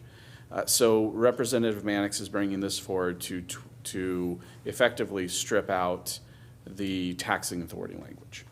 This is one that we have met with him about. We have indicated to him that most likely this board will take a position of opposition because I think there's interest to maintain that compromise language from Senator Winters and Senate President Courtney, and that the other components of that bill have been upheld.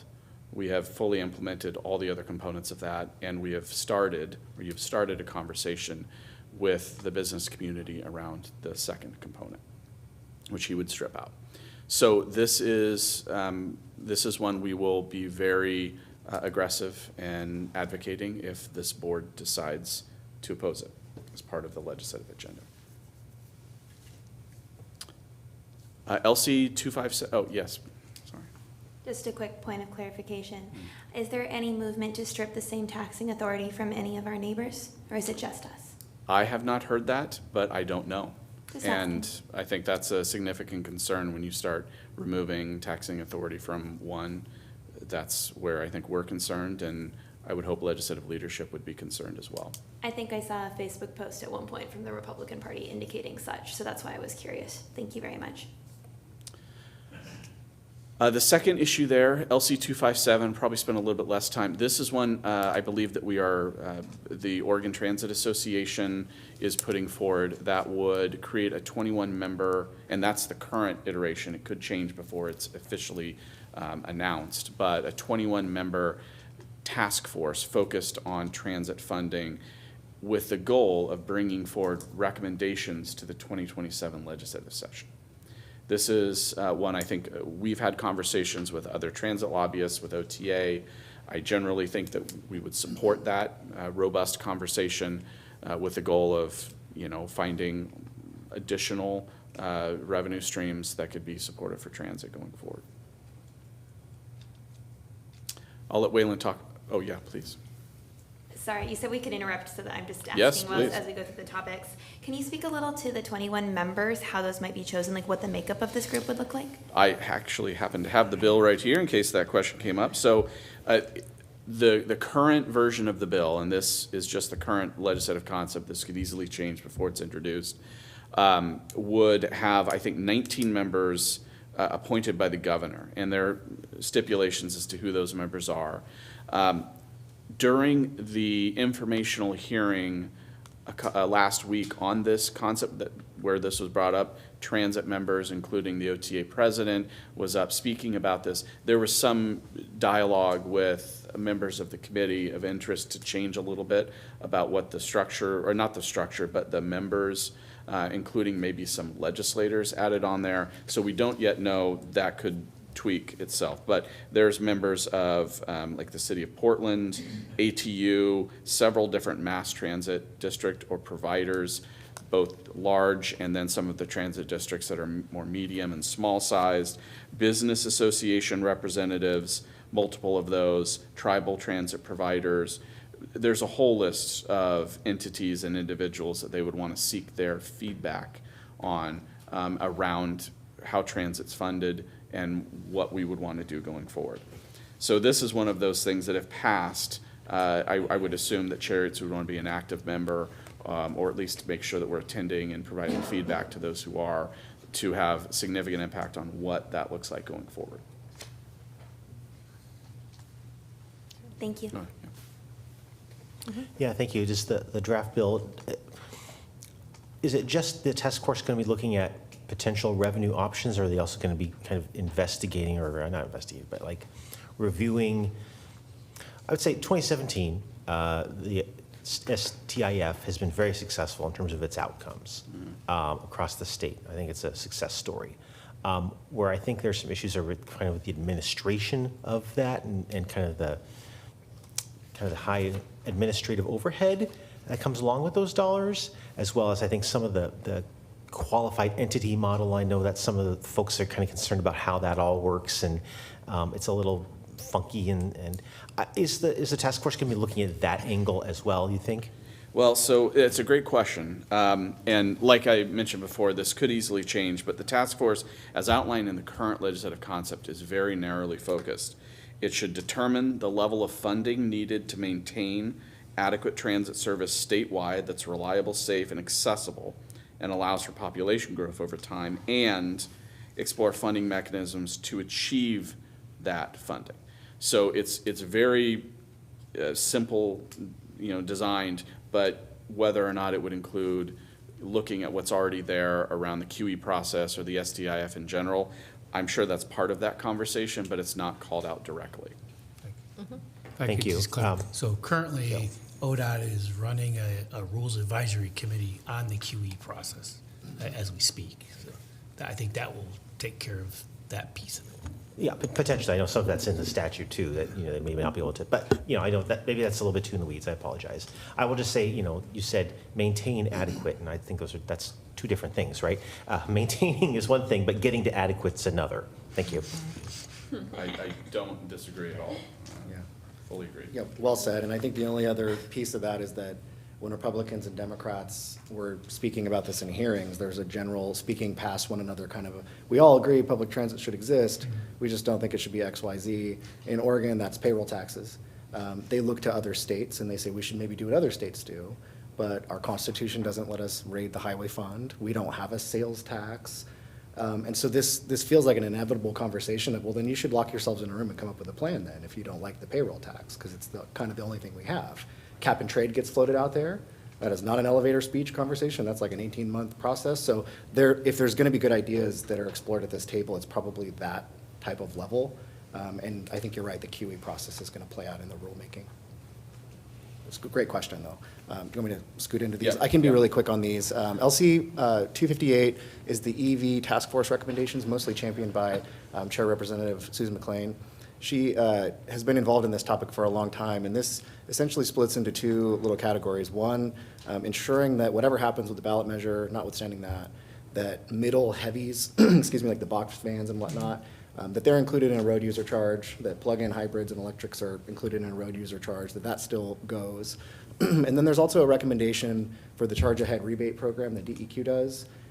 Chair McLean would like to see those go 1 per household and 2 lower income households. That's the recommendation, I think, from this task force to make those changes take place. The LC 255 is the transportation omnibus bill. Usually they're kitchen sink bills in the long sessions, and these ones, it's just going to be a couple little issues. One of those has to do with powered micro-mobility devices, the e-scooters, e-skateboards. In the bill, it also lists e-unicycles, which I'm sure are fun. Terrifies me to think about that, but. Sounds very dangerous. Anyway, they're going to regulate those devices or attempt to further regulate them. They're in kind of a little Wild West category of their own. And even to the point of they want to regulate the manufacturer or like sale of those. You can't say it's not one of these if it has a certain speed or capabilities. So they're trying to get a handle on that. There's also one other little piece in there about increasing allowable weights for milk trucks. I am working on that one, so naturally, good bill should pass. More bills will appear next week, and as a little note, they will not say LC in front of them. They'll all be crosswalked and assigned House bills or Senate bills, and then we'll come back to you with those. And one other thing about the transportation omnibus bill, that's what we know right now. There was a hearing on this last week. Several of these components were discussed. Most likely, there's going to be a lot more topics discussed for inclusion in that bill before the end of session. Traditionally, they try to get non-controversial Scrivener fixes or easy things in there, but we'll probably see a lot more attempts to squeeze a lot of things into that bill or several other bills that say relating to speed bumps. So we're going to be tracking all of those once those come out. So what are the possibilities that some of these legislative concepts don't get to the point of becoming a bill? So these four right here or in general? Yeah, no, like LC, whatever. These were all pre-session filed, so I have high confidence they're all in the system and will turn into bills. The ones we see in committee like this are typically either introduced by the committee or a member that has said, yes, show off my bill during legislative days. And so we get these, and we're going to expect these in the bill stack. To your question, there are folks that cook up an LC and then say, I don't want to file this, and then they just don't. And so it never shows up as a House bill. In the short session, there's probably a lot less of that because every legislator gets two maximum, both senator and House rep member. So they're very careful about making sure that because they get a lot of requests. Every legislator gets probably a dozen or more requests some cases, many more than that. And so the two that they choose to introduce most likely will. That's why I say we'll probably get north of 300, right around there, because that's 2 for every member, and then 3 for every committee, and then the governor and the legislative leadership get a few more on top of that. But we expect around that number, and I expect all of these bills to be introduced as concepts. Okay, thank you. Dr. Duncan, did you have a question? It was your question. Okay. Okay. All right. Right after the session concludes on the 8th, we barely skip a beat and we go right into the March 10th filing day. And so we will watch that with earnest and see how the election chessboard will start to shape up. Not far after that, we'll have our May 19th primary election, and then, you know, we'd scoot that line item below it up a little bit, because now we're going to be watching that May election with extra interest, because the transportation referendum will take place then. We'll have some answers. After that, we'll go into the general election, which we will be watching because we have the gubernatorial election on there. We do know that on the Democratic side, we have Governor Kotek running for re-election. We have a whole slate of Republicans that have announced, more than I'm willing to list, but we do think that Christine Drazen, currently in the Senate, is she's announced her candidacy, and I think a lot of us view her as a front runner. Other names that have been thrown out is former Trailblazer Chris Dudley, and former candidate. You probably have a longer list than I do of rumors you've heard. Well, but and Representative Ed Deal just recently announced Thank you, he's yeah. a legislator that touches on the district here for Cherriots, as well as County Commissioner Danielle Bethel and others. I think there are more than a dozen that are currently listed, and we expect to see a very robust debate and conversation for that primary position after the deadline and for May 19th. So. Right. And then, of course, we have always the prospect of real legislative turnover, because we have all 60 of our House members and 15 of our 30 senators are up for re-election. And again, with the presidential politics at play, which I won't, our federal team already gave you an update, but you can imagine this will be an important midterm election with lots of potential for shakeup and turnover.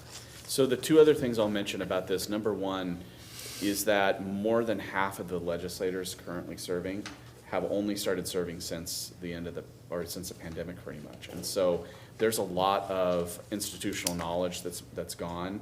I now have a fully open Capitol for the first time in 6 years, which is pretty amazing. So if you get a chance to go down there, take a look at it.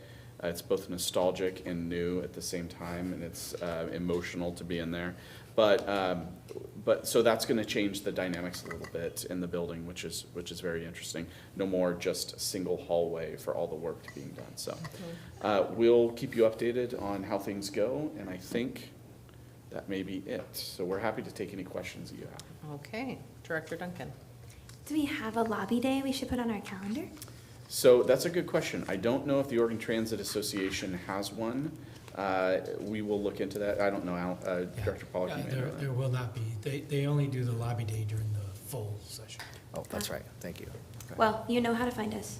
Yes. Any other questions?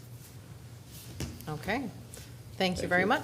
Thank you. I'll Always bring a my pleasure to glasses see you next all. time. Yeah. Okay, would you like to make a motion? I'd like to make a motion. I move that the board adopt the 2026 legislative agenda and board priorities and principles as shown in attachment A, B, and C. I'll second.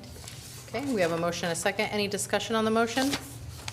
No? All those in favor, please say aye. Aye. Aye. All right, motion passes unanimously. Thank you very much. This will now bring us to approve resolution 2026-01, free rides on Transit Equity Day. Great, and I'll ask Kyle Rose, our Chief Business Development Officer, to please come back and present the report.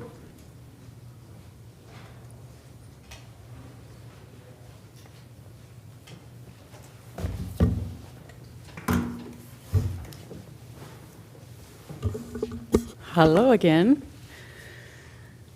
President Inhofe Pressey and members of the board, tonight you are being asked to consider a recommendation from our Drive Committee in the form of a resolution to establish fare free transit service annually on Transit Equity Day. The next Transit Equity Day will be observed on February 4th, 2026. If you haven't had a history lesson recently, allow me, please. Transit Equity Day is observed nationally to honor the life and legacy of Rosa Parks and to recognize the essential role public transportation continues to play in expanding access, opportunity, and civic participation in our communities.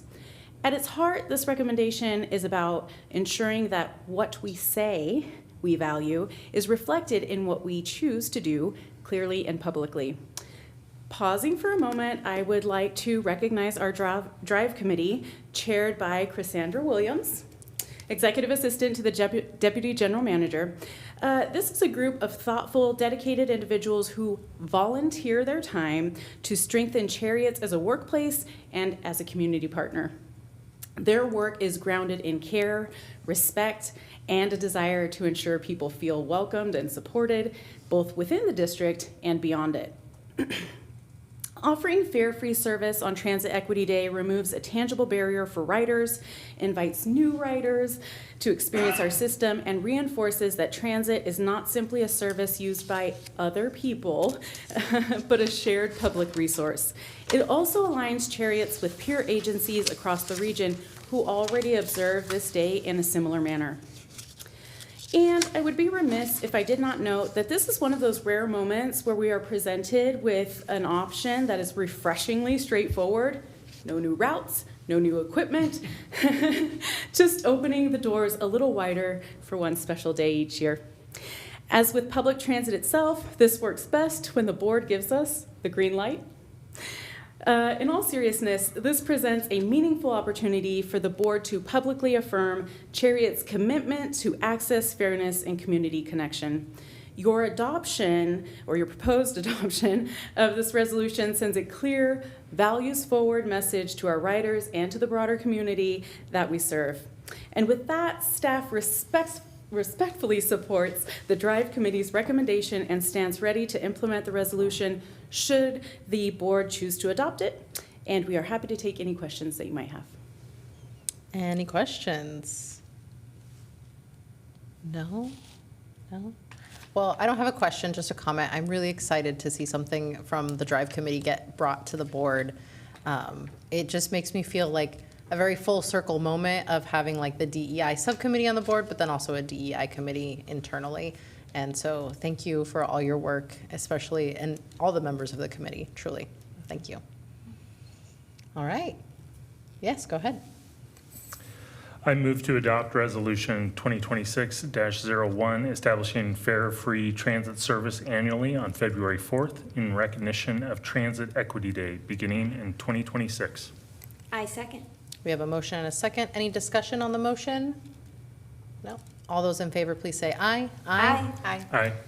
Thank you so Motion much. passes unanimously. Thank you. So much. We appreciate your leadership and support, and staff definitely looks forward to carrying this forward in service of our community. So thank you again. Thank you.